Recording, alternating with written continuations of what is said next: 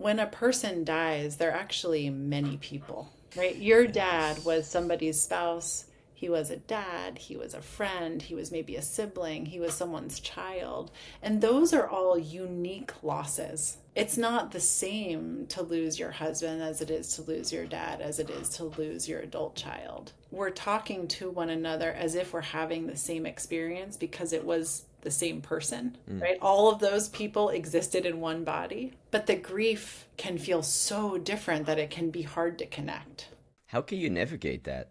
Because that's an interesting insight that I think when you lost someone, even years later, that you don't even think about that. It's like, oh yeah, we had different relationships with that person. I think part of it is like even having the sort of like intellectual framework that that's true.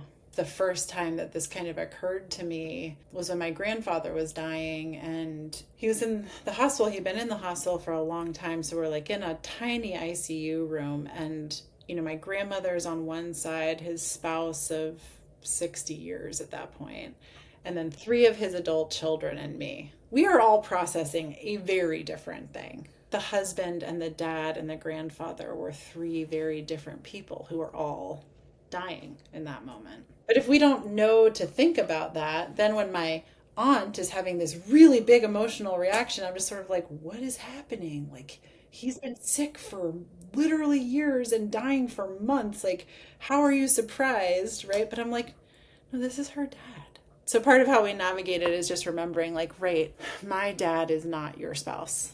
They exist in the same body, but those are two very different types of relationship.